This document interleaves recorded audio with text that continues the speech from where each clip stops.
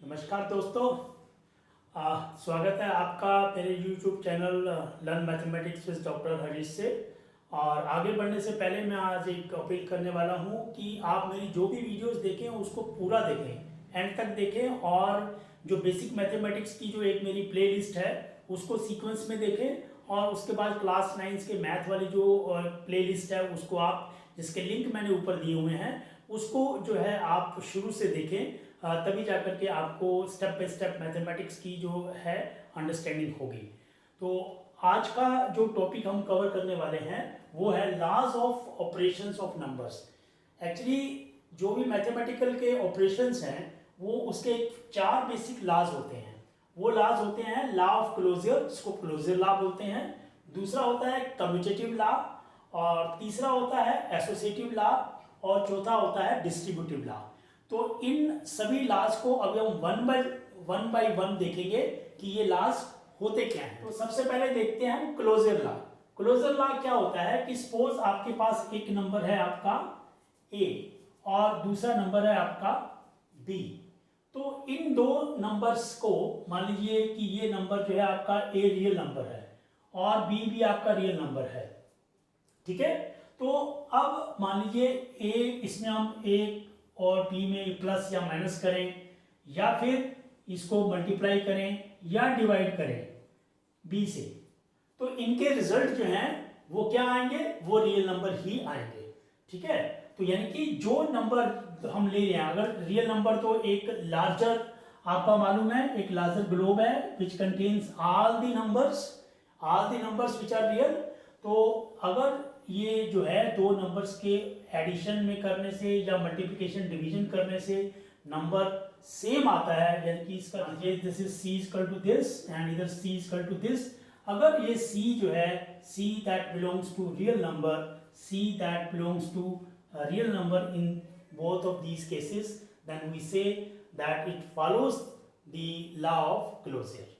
Likewise अगर ये real number ना हो करके, यानी कि ए और बी जो हैं वो मान लीजिए रियल नंबर नहीं है, वो रेशनल नंबर हैं, ठीक है ना, वो एक रेशनल नंबर है। तो अगर रेशनल नंबर हैं तो आपका रेशनल नंबर रिप्रेजेंट होते हैं आपका क्यू से, तो ये भी आपके यानी कि सी जो रिजल्ट है अगर वो क्यू है यानी कि वो भी रेशनल है, that means they are following the law of closure. अगर वो रेशनल नहीं है तो वो लॉ ऑफ क्लोजर फॉलो नहीं करते।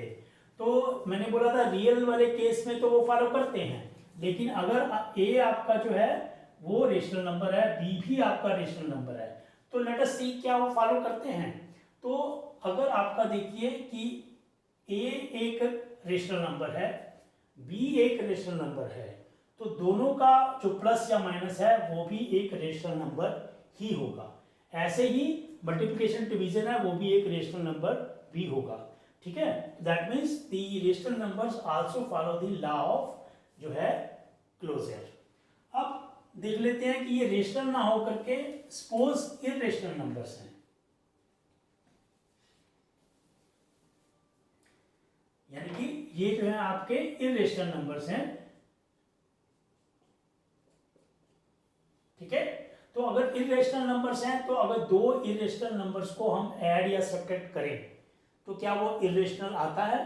तो इस केस में जो है ये आ भी सकता है या नहीं भी आ सकता, यानी कि इट मे और मे नॉट, ठीक है। जबकि मल्टीप्लिकेशन या डिवीजन करेंगे प्रोवाइडेड कि आपका जो क्वोशंट में आपका जीरो नहीं होना चाहिए, तो दिस द मल्टीप्लिकेशन और the division follows the law of closure in the case of irrational numbers. Likewise, the addition or subtraction जो है that may or may not follow. Why may or may not follow? कि suppose आपका जो है a is equal to है वो under root of 2 है, ये एक इरेशनल नंबर है, और b is also equal to root 2। तो अगर मैं ये लिखूँ कि a माइनस बी, तो a माइनस बी क्या आ जाएगा, root 2 minus root 2 equal to 0। यहाँ पे 0 आ रहा है, वेर 0 क्या है, जीरो बिलोंग्स टू क्यों, दैट मीन्स रेशनल नंबर और इंटीजर, ठीक है। यानी कि अगर ब्रॉडली देखें तो रियल नंबर का जो है आपका रेशनल नंबर या फिर इरेशनल नंबर, ठीक है। तो दैट मीन्स जो आपका इरेशनल नंबर हैं वो उसको अगर माइनस करें तो दैट मे और मे नॉट फॉलो जो है the law of closure. Whereas जो है अगर हम मल्टीप्लाई या डिवाइड करें, अगर आपका b 0 नहीं है तो वो फॉलो करता है लॉ ऑफ क्लोजर। नेक्स्ट हम देखते हैं आपका कम्यूटेटिव लॉ। कम्यूटेटिव लॉ जो है वो भी आपका दो टाइप्स का, मतलब कि एडिटिव लॉ और मल्टीप्लिकेटिव लॉ दोनों का वो हो सकता है। तो आपका एडिटिव में क्या हो जाएगा, अगर आपका suppose there are two numbers a and b, if a plus b is equal to b plus a, that means it follows the commutative law of addition. Addition और सब्ट्रैक्शन जो है वो जो है एक ही टाइप के हैं। ऐसे ही मल्टीप्लिकेशन में if a multiplied b is equal to b multiplied by a, then this is the commutative law. ठीक है, तो and for the numbers the commutative law says that a plus b is equal to b plus a. Likewise, a multiplied by b is equal to b multiplied by a. ठीक है, so this is the commutative law. Next law देखते हैं आपका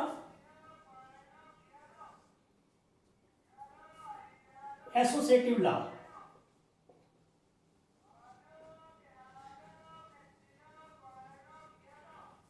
associative law क्या कहता है कि अगर आपका इसमें भी दो होंगे, एक मल्टीप्लिकेशन के लिए और एक एडिशन के लिए, तो for the addition additive case associative law कहता है that is a plus b plus c।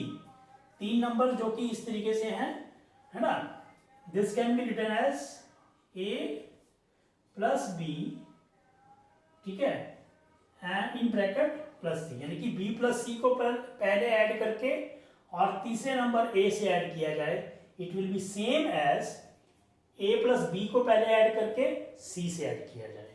So this is the law of association और the associative law for the addition. Likewise multiplication में a multiplied by b multiplied by c it is equal to a multiplied by b multiplied by c।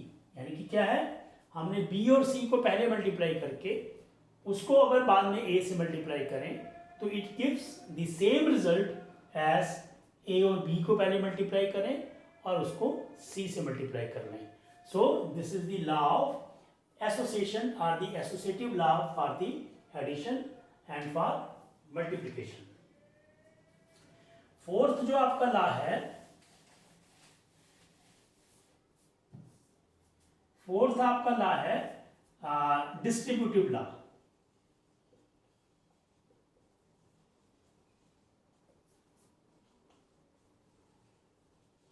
Distributive law क्या कहता है कि suppose you have a multiplied by b plus, this is a इसमें addition और multiplication अलग से नहीं है because it is a combination of both.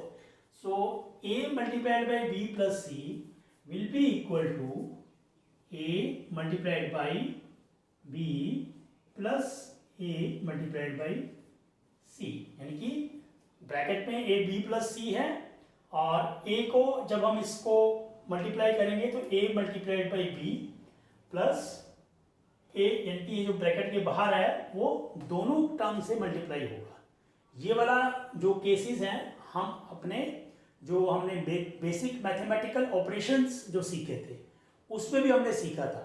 जिन्होंने वो वीडियो नहीं देखा है तो आप ऊपर लिंक दिया हुआ है, वो वीडियो देख सकते हैं बेसिक मैथमेटिकल ऑपरेशंस के लिए। ठीक है, सो अब हमने ये चार लॉ स्टडी किए हैं, law of closure, law of जो है commutative, then law of association और चौथा लॉ ऑफ डिस्ट्रीब्यूशन।